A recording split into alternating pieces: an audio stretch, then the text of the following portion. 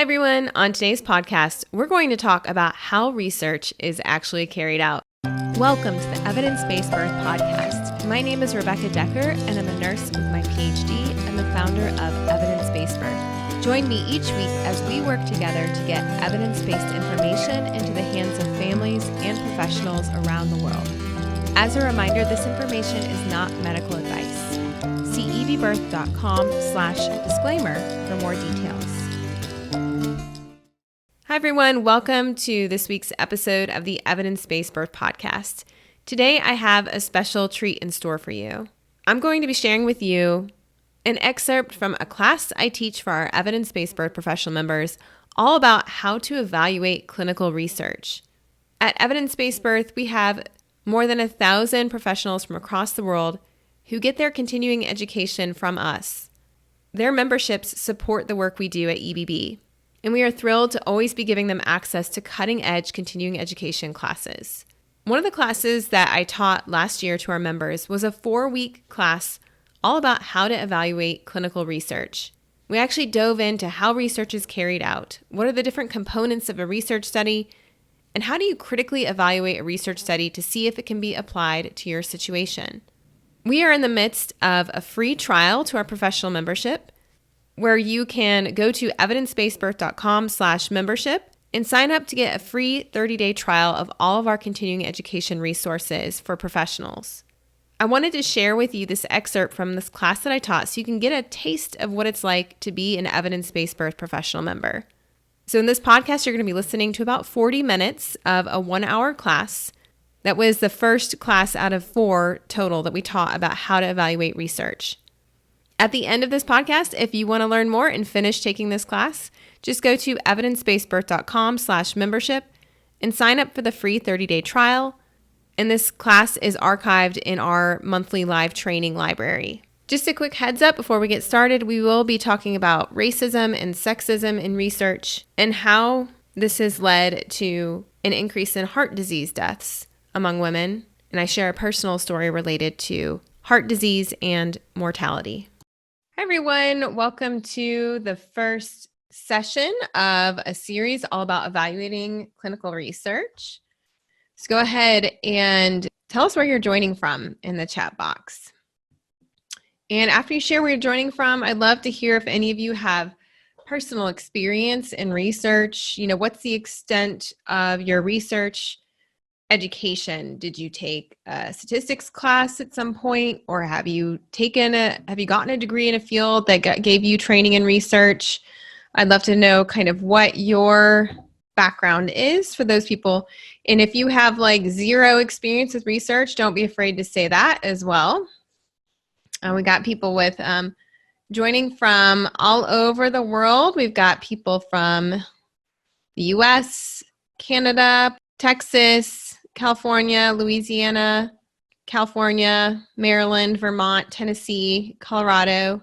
We've got some people are saying no real experience in research, about 10%, 0 people who've read from the instructor training if they became evidence-based birth instructors, what they've picked up as a doula, what was covered in nursing school. So if you are new to research, you are not alone, but I also know that we'll probably have some people here like Amy who's joining who got a master's in education, had research in statistics. So I figured we'd have a range of experience levels, and that is totally fine. And we'll get started. All right, looks good. We're ready to go. I'm so excited for this series. I have thought really long and hard about what we should cover, and what I decided to do, I'm going to start off with what we're going to cover in part 1 or session 1. And then in session 2, we'll move on to evaluating some actual studies that are observational. And then in session 3, we'll evaluate some randomized trials. And then we'll leave session 4 for anything else we haven't covered yet and any questions you may have. Also, the questions you ask today may inform how the future sessions go. So if there's something I don't cover today, I'll be able to add it to the future sessions. So evaluating clinical research. By the end of today's session, you'll be able to define clinical research and translational research, discuss how clinical research is funded and carried out, and describe some basic aspects of research methodology. Today, we're going to talk about the research question, hypotheses, and design. So I'm super excited for this first session because I get to cover kind of like the behind the scenes of how research is done. In particular, how it's funded, I think is very important. I think you're going to find it very enlightening. So what is clinical research? Clinical research is a type of research that's intended to produce knowledge and help understand human disease, to prevent and treat illness, and to promote health. There are several subsets of clinical research, which include epidemiology. Epidemiology is when you're improving the understanding of disease by studying patterns, causes, and effects of health and disease in different groups. Behavioral research improves our understanding of human behavior and how it relates to health and illness. There's health services research, which looks at how people access healthcare providers and healthcare services, how much care costs, and what happens to patients as a result of the care they receive. And then often we are talking about clinical trials. That's a type of clinical research which evaluates the effects of an intervention on health outcomes. And when we use the word intervention in research, I know sometimes that word may have negative connotations in birth work, but an intervention in research is basically any time you're intervening with a human or interacting with a human could be an interaction or an intervention. So it could be something like providing emotional support. That could be considered an intervention in a research study.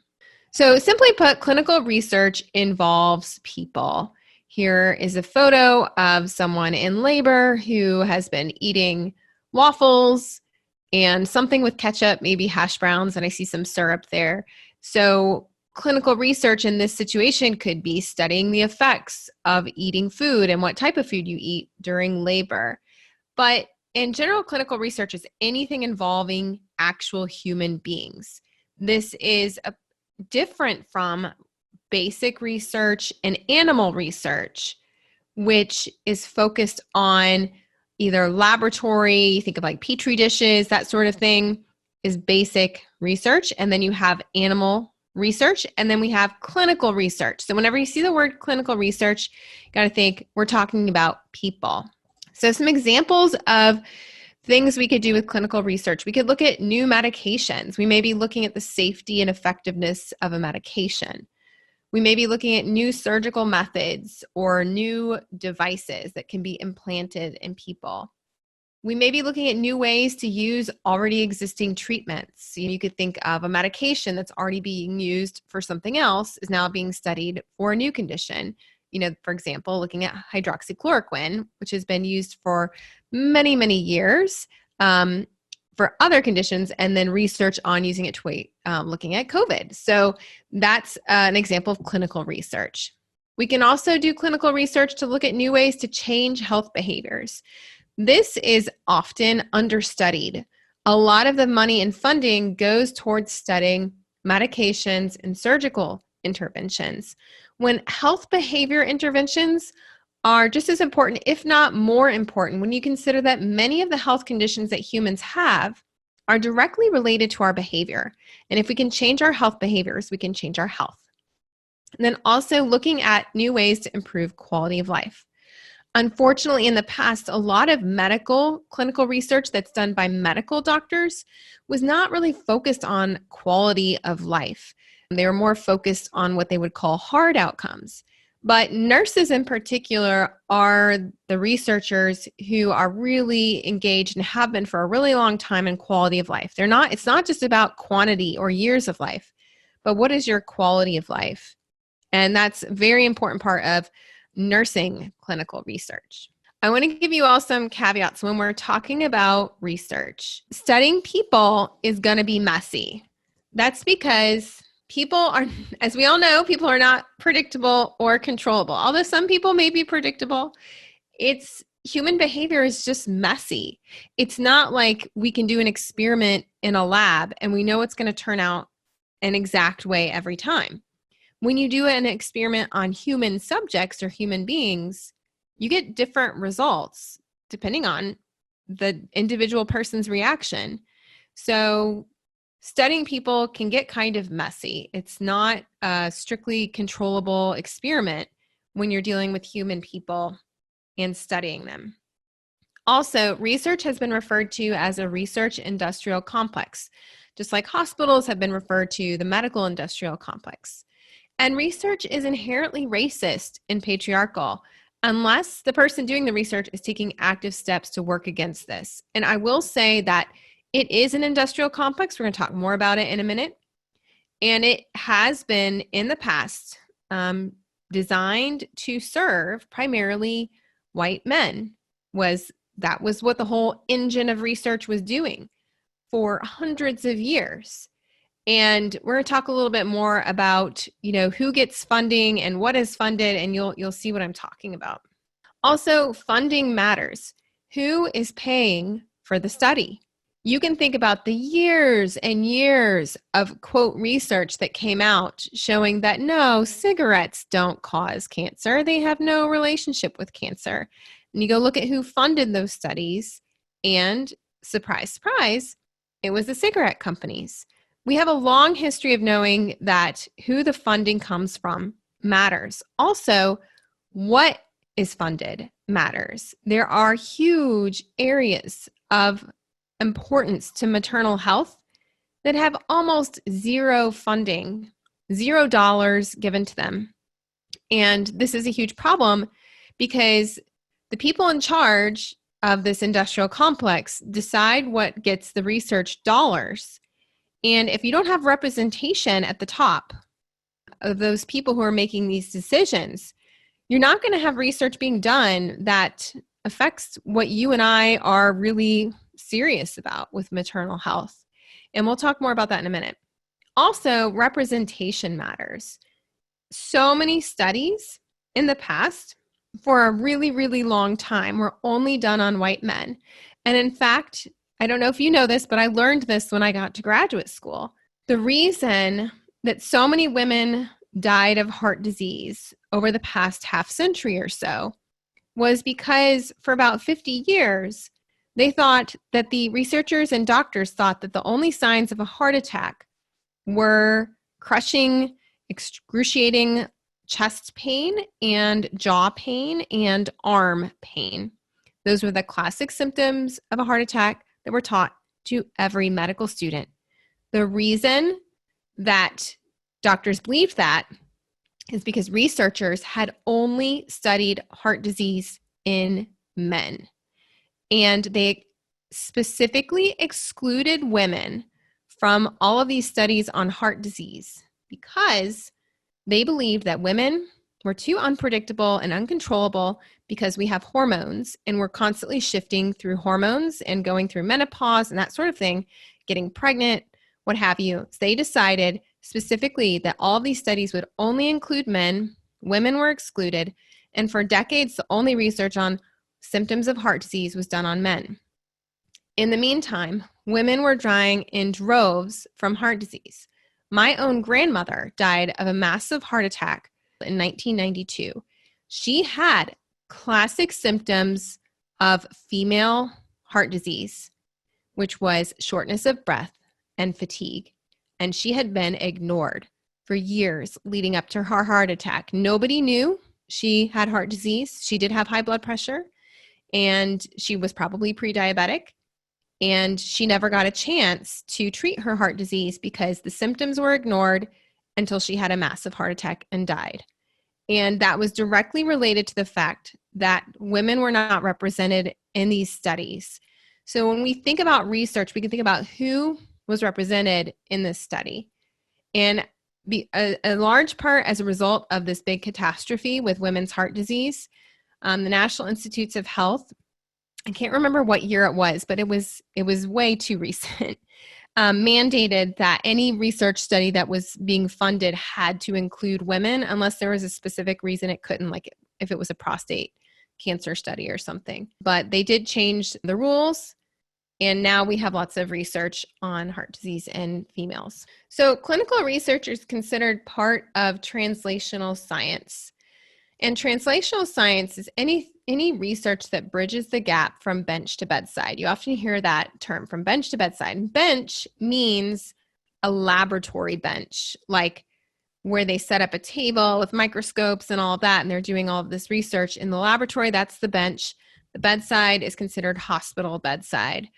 And we know that there is a lot of research that is not being applied necessarily to humans, that there is this huge industrial complex studying things supposedly for human health that never actually go on to affect humans. So I'm curious if any of you knew that about heart disease and why so many women died of heart disease. And it wasn't until there was a huge public campaign about 15 years ago to try and educate people about the symptoms of women's heart disease. So it used to be if you came into the emergency room and you had shortness of breath and fatigue or some other symptom, dizziness, they would just say, oh, it's just nerves. For our podcast listeners, at this point in the class, I paused my teaching and showed our class a video from YouTube, which I'll post the link in the show notes, all about translational science.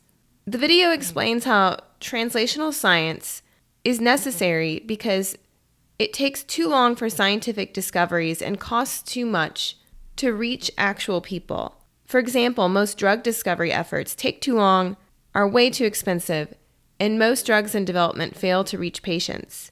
There are thousands of diseases that human beings can suffer from, but we only have known treatments for about 500 diseases. So translational science is a fairly new discipline in which researchers and other team members focus on discovery, development, and dissemination of research findings so that we can turn research into something that actually has an impact on people's lives.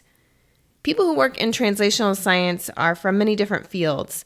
For example, you could be a biologist, a chemist, a computer scientist, a public health person, a physician, a nurse, or a data miner. Translational science is a team effort when these people invested in getting research to patients are patient-focused, interested in innovation, solutions, and systemic change. And I'll make sure to link to that video that kind of animates that whole process in our show notes. Okay, so I was curious if any of you had heard of translational science before, had heard that term. A lot of no's. Okay. As they mentioned at the end of that video, it is the youngest field of science. I was lucky enough to get grant funding, when we talk about research funding, to take a 2-year certificate program to become certified in clinical and translational science. And it was it was like a 2-year postgraduate program. So I took a lot of classes in translational science with people from all different fields. And essentially, the thought is that, we all know about the evidence practice gap, how long it takes to get research into practice. The thought is that creating these interprofessional, interdisciplinary teams that are focused on bringing research all the way across the spectrum so they can actually be used with humans is what we need to be focusing on. Here is a depiction of translational science from the National Center for Advancing the Translational Sciences in the United States. Basically, this shows the translational science spectrum, each of those little circles. And so it's important to see, this is a new paradigm. This is a new way of thinking about it. I used to think that scientific inquiry was a linear process, that you went from the laboratory to studying it in animals, to studying it in humans, to then disseminating it at conferences, to then doctors using it in their clinics. But now we know it's not necessarily a linear process. Instead, it should be patient-centered. Patients should be a part of this, involved in directing all of this. And each stage builds upon and informs the others. So you can see here that those doing clinical research are involved with the public health sphere, who are then informing them of what they're seeing in the preclinical research and the clinical research. The doctors and nurses and midwives who are implementing things are communicating with everybody. So it's kind of a constant feedback loop. You'll see that basic research is purple. That's because basic research, that's what we call laboratory research, is not part of the translational science spectrum. It is, however, informed by the other stages in the network. So maybe perhaps some clinicians are saying, hey, we're seeing this. Could you all in the laboratory consider investigating this? Preclinical research is another word for animal research. So that's kind of a new term for animal research. Clinical research, you all remember what that does. Whenever you see the word clinical research, what does that mean? What should pop into your head?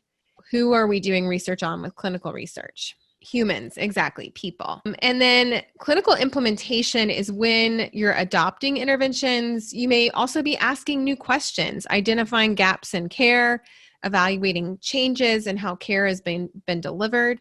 And then in public health, they're studying health outcomes at the population level. So this is kind of what it should look like. Translational science is developing new approaches, demonstrating the usefulness, disseminating the findings, and it's all kind of like this constant feedback loop. So obviously translational science is important because if it's not translational, it basically means it's not being used. So translational science, another way to think of it is translational science is research that actually will help us as people. If it's not translational, then it's not really going to have any effect on our health or lives. So obviously, we need more research that has a translational focus. In a recent study in 2018, Hahn et al. Analyzed nearly 6,400 R01 behavioral and social science research awards. And R01, it's R01, but it's often called R01, is the top level, one of the top level fundings. It's considered like the gold standard. Like if you're a professor, your goal is to get an R01 grant. Once you have that, they're usually multi-million-dollar grants that make your career. So those are the top kind of like, this is what researchers want to get. They evaluated all of these granted by the NIH from 2008 to 2014 that had to do with like behavioral and social science. And then the researchers downloaded nearly 30,000 distinct publications that were published as a direct result of these grants. They found that only 6% of all publications were translational. They had kind of a distinct way of determining whether or not a publication was translational. And so a research study was considered to be translational if there was a translational publication. They were more likely to be translational if they weren't, quote, basic research, but still like the highest percentage of these studies, maybe 14%, were translational, meaning that the vast majority of studies being published as a result of this funding were not actually going to have an impact on human lives, even though that was the point. So I was going to ask you to guess the budget of the NIH. I forgot. I asked my Dan, my husband, yesterday, how much do you think the National Institutes of Health in the U.S. spends on research annually? He was guessing like, I think 400 million. I said 41.7 billion annually is spent in the United States on medical research. This is an enormous budget. It actually has been going up slightly under the Trump administration. For many years, it was a decline. And when I was working as a researcher, all the researchers were constantly fretting about how the research funding was declining. More than 80% of this goes to extramural research. And extramural research means it's like not part of the institute. So it's given out via about 50,000 competitive grants to more than 2,500 universities, medical schools, and other research institutions. So that money goes to fund research and training of researchers. More than half of the extramural budget goes to support basic laboratory research, and another huge chunk goes to support what I called preclinical or animal research. So it's actually a pretty small part of the budget is going to human research. About 10% of the NIH's budget goes to support projects in its own laboratories in Maryland. There are a variety of institutes that make up the National Institutes of Health. So the National Institutes of Health is kind of like the umbrella organization, and then there are dozens of smaller institutes that are kind of like subsets of the NIH. For obstetrics, the main funding institute is the Eunice KennedyShriver National Institute of Child Health and Human Development. I find it fascinating that there is no institute dedicated to women's health. Instead, women's reproductive health falls under child health and human development, which just goes to show you back when the National Institutes of Health was set up and developed, How much emphasis or care or value did they place on maternal health and women's health? Do you think they placed a lot on it or not? I'm going to stop sharing my screen here and we will look at the Eunice KennedyShriver Institute. Probably not much because they saw women's health as a subset of child health. I want to go to the NICHD, the National Institute of Child Health and Development, so you can see. And the reason I'm focusing on the US, I know we have people from other countries here. The vast majority of medical research is just done in the United States. It's where most is done. Let me pull up this link real quick. We'll look at this together. So here we're in NIH, and we're in the subset of NIH that's called the Eunice KennedyShriver National Institute of Child Health and Human Development. So their tagline is healthy pregnancies, healthy children, healthy and optimal lives. And again, they talk about women in terms of their pregnancy. Women are a pregnancy. You can see what they fund research in. Areas relevant to normal and abnormal human development, including contraception, fertilization, pregnancy, childbirth, prenatal and postnatal development, childhood development through adolescence, intellectual and developmental disabilities, and rehabilitation medicine. And then if you look down, they list their priorities in terms of like, what are they funding? So they have high priority research areas for each branch and low priority research areas. So again, women's health is competing for a limited number of dollars alongside the entire realm of children and adolescent health. We've got things like bilingual, biliteracy development, factors that impact infant and child brain development, psychosocial, school readiness, learning disabilities, reasoning. And then we've got some high priority research areas on contraception, about preventing fertility, preventing sexually transmitted infections, looking at potential contraceptive targets. A lot of this is going to be laboratory research rather than human subjects. There's a developmental biology and structural variation branch, all about embryonic development. Here are high priority areas. There's a fertility and infertility branch. Notice what they have yet to discuss. We haven't even gotten to actual maternal health. They're more thinking about like contraception, fertility, infertility. And then we get to gynecologic health and disease. A lot of this is genetic research, looks like what they're funding. The genetic underpinnings of gynecologic diseases. Then there's a whole nother branch on intellectual and developmental disabilities for children and adolescents. And then there's a whole lot of research on HIV being done. And then we finally get to, here's obstetric and pediatric pharmacology. So these are medications in peds and OB. Safety of medications in pregnant teenagers is one thing. Pediatric growth and nutrition, pediatric trauma and critical illness.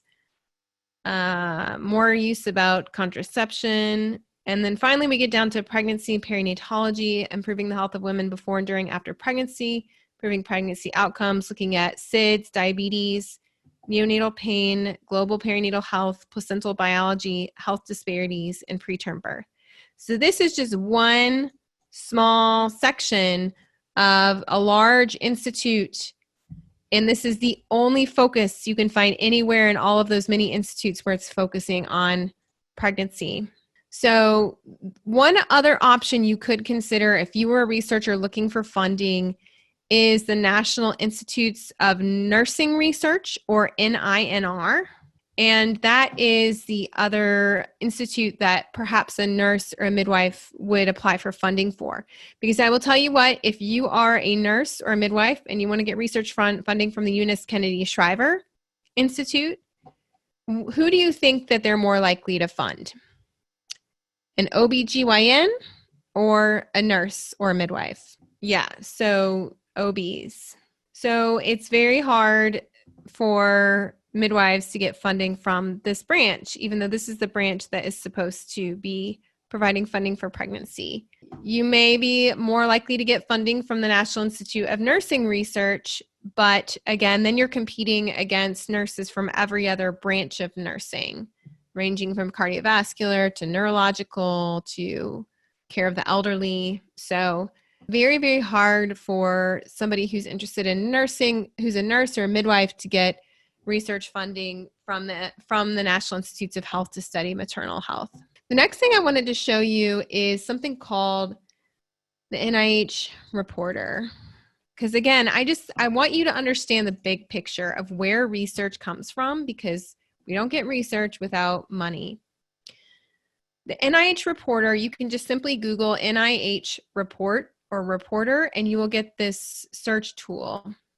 And there's a way to search by investigator name, by where the research is being done. You can search for specific like keywords for funding. And somebody talked about who's making the decisions. The people making the decisions are something called the study sections. So these are the study sections. They're generally made up of a panel of the top researchers in their field in that specific area of medicine. So there is a pregnancy and neonatology study section. So somebody has asked who's making the decisions. So let's look and see who's there. Usually you can see their names. And you can see the list of reviewers, the membership panel, the topics. So here is the list of the members. And you can see like the type of specialty. These are the people making decisions about anything related to a pregnancy research grant. You're probably going to see a lot of MDs in departments of obstetrics and gynecology or pediatrics. You're probably not going to see many RNs. We can check. I'll check RN. Let's see. I don't know if I see any RNs. No nurse, no midwives. So these are the people making the decisions. Now, it may be that if you are a nurse or midwife and you submit a research grant, maybe it would go to a nursing section, study section, which then might be more likely to have nurses evaluating the study. So that's just a quick, all of this information is publicly available because it's all paid for with taxpayer dollars from the United States. So one thing I wanted to show you is just kind of browse. We talked about the Eunice KennedyShriver Child and Health Development Institute. You can see here's their budget. Their budget is $1.7 billion. And they currently have 3,691 projects going on. You can click on this and you can see where the projects are being done, how much they're paying for each project. Here's an interesting one, source of the placental microbiome. See if there's any other ones related to pregnancy.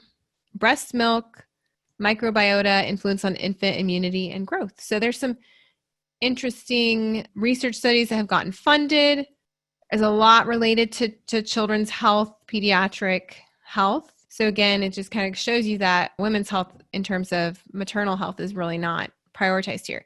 You can also look at sorting by organization and let's see. You can sort by a couple different ways. I'm trying to remember the way I found it yesterday. It was interesting to see, like, many of you may live near a university that has a lot of funding. But there is a way, if you play around with this enough, you can see like how a lot of the funding goes to specific universities that are kind of rich in research funding, whereas other universities don't get as much funding. So I just wanted to kind of show you where you could find that. Oh, one more thing I wanted to show you. I was going to do a query. So for example, what about research on doulas? Like, are they funding any research on doulas? So I'll put the word doula in here. I'll leave everything else open. We'll just look at active programs. We'll even go all institutes. We'll just say everybody, the entire NIH $42 billion budget, what research is happening about doulas? Zero. There's 0 projects. Now we can search all fiscal years and go back in time, and we'll find a few studies here. These are expired. Some of these are from the 90s and early 2000s. You can sort by fiscal year. The most recent study on doulas was done in 2019 by somebody from the University of Minnesota, efficacy and cost effectiveness of doula care for incarcerated pregnant women. Looks like she had 2 years of funding, about $77,000 a year. And it looks like in 2003, there was somebody who looked at postpartum doula care. And then many of you know John Kennel, one of the researchers who kind of first started writing about doula support. Looks like he had an R01 for years at Case Western Reserve University. and was studying the effects of support. So the NIH did support a lot of that initial research on doula care. And then we have a big gap where we just have a couple of small studies happening. So I find that interesting. Same thing if you go back to the query form. I mean, let's say we're looking for midwife. We're looking at something related to midwives. And let's see if we get anything. Looks like we're getting a few things. This is all fiscal years, though. So if we only look at more recent, there's something about changing the culture of disrespect and abuse in maternity care in Ghana. Some of these may not actually use midwives. Enhancing male participation in interventions to prevent unintended pregnancy, group antenatal care. So there's a few things going on. Interventions to reduce infant mortality in low resource settings that may involve midwives. Here's one. It says home birth in the U.S. data-driven safety improvements. But there's not a lot of not a lot actually being done on midwifery care in the United States. So again, I just want to show, I think it's really important for you to have a big picture perspective of what's going on. Amber says, wow, I do NIH grant program management. I'm ashamed to admit I never realized they don't have a women's health institute. No wonder we don't have current research on the updated topics that impact women's health. A lot of people are like, do you have research on this? Do you have research on that? And a lot of times the answer is no, because of what we just talked about. It's a racist, patriarchal system, the way it's been set up. Now, you may notice that a lot of times the research that I do talk about may come from Iran or Australia or Norway or Sweden or the United Kingdom. And that's because many of those places prioritize the type of research that we are interested in. So very often we won't have research from the US unless it's specifically focused on what obstetricians want to do and gynecologists. All right, so now I want to talk about clinical research and the timeline. Keep in mind that this is a multi-year timeline. The first thing that you may do is identify a problem and do a literature review. That might be the easiest and shortest part of the timeline. Next is a researcher would need to collect pilot data if they don't already have it. But in general, in order to get any kind of funding, you're going to need some pilot data. Often you may use a smaller funding source to get money to get the pilot data. So that's another process where you're applying for funding for pilot work.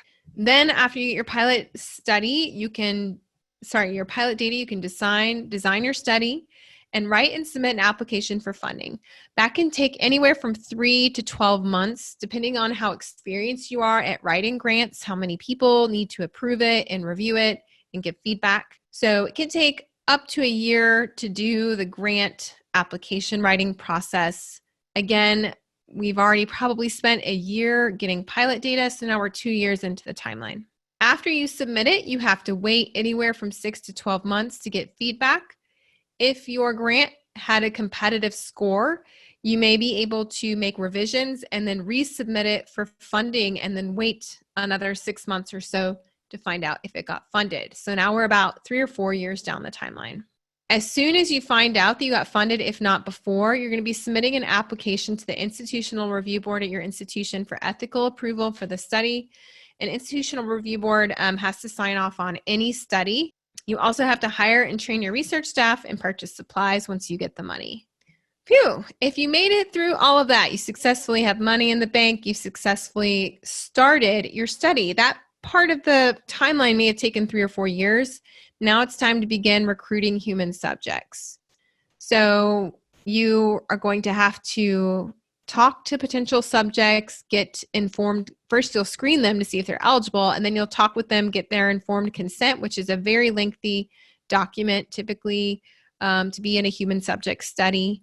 Then you'll be enrolled, and you'll have to go through the whole baseline data collection with that human subject.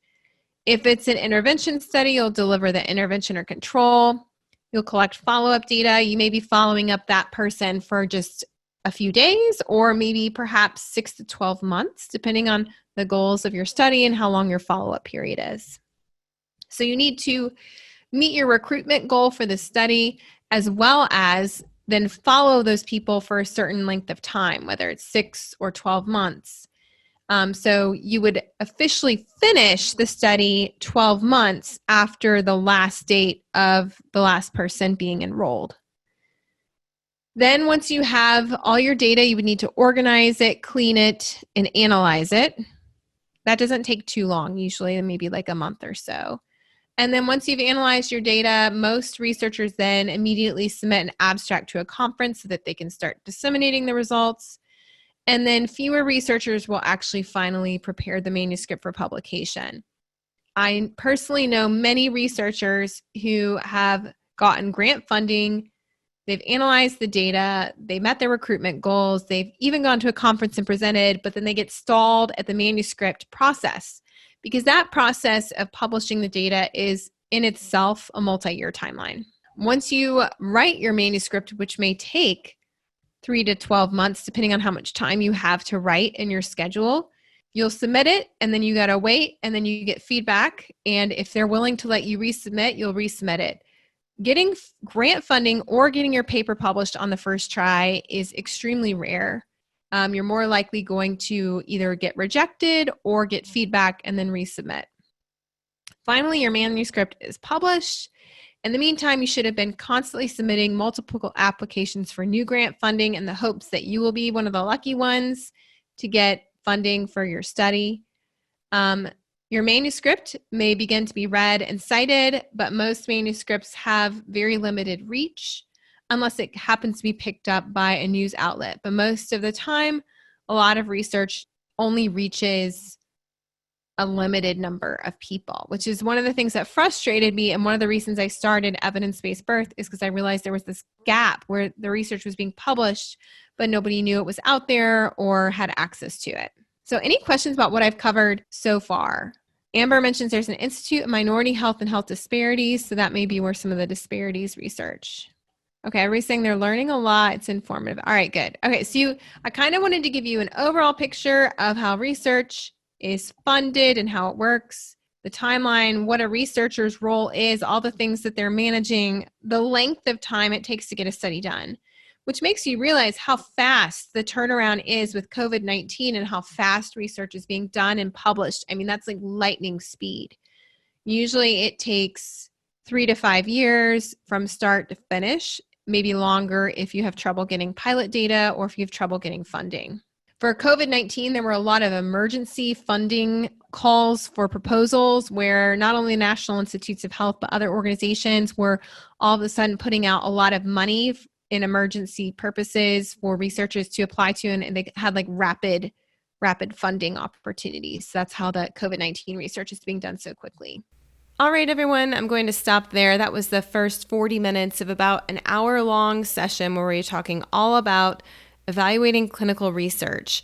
After the section that I just shared with you, we then go on to talk about research methods and understanding the process of how research is actually carried out, as well as the different types of research out there and some recommended books that I own in my library and I recommend that our members get if they are interested in learning more about evaluating research. I would love for you to take a moment and just think about what's one thing that you learned today that was new for you or surprising or that will strike you and go with you in the future.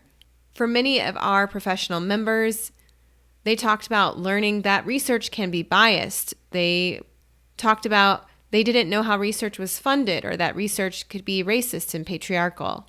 Again, if you're interested in trying out the professional membership, we have extended the opportunity to have a free trial of our professional membership at Evidence-Based Birth through next week. July 20th will be the last day that you can sign up and get a free trial for 1 month.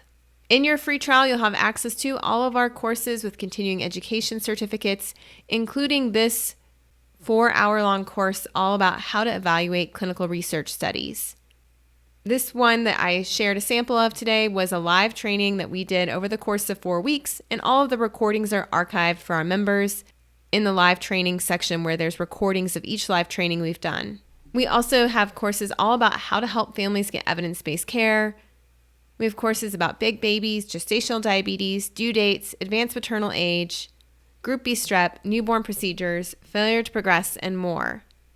We have an extensive archive library of our past live trainings, in addition to the ones I just mentioned. And we have a library full of PDFs that you can use with clients or colleagues. We're excited to have as many people as possible try out the membership over the next week. To get your free trial, just make sure you go to evidencebasedbirth.com/membership before July 20. Thanks, everyone, and I'll see you next week. Bye. Today's podcast was brought to you by the Evidence-Based Birth Professional Membership. The free articles and podcasts we provide to the public are supported by our professional membership program at Evidence-Based Birth. Our members are professionals in the childbirth field who are committed to being change agents in their community. Professional members at EBB get access to continuing education courses with up to 23 contact hours, live monthly training sessions, an exclusive library of printer-friendly PDFs to share with your clients, and a supportive community for asking questions and sharing challenges, struggles, and success stories. We offer monthly and annual plans, as well as scholarships for students and for people of color. To learn more, visit ebbirth.com/membership.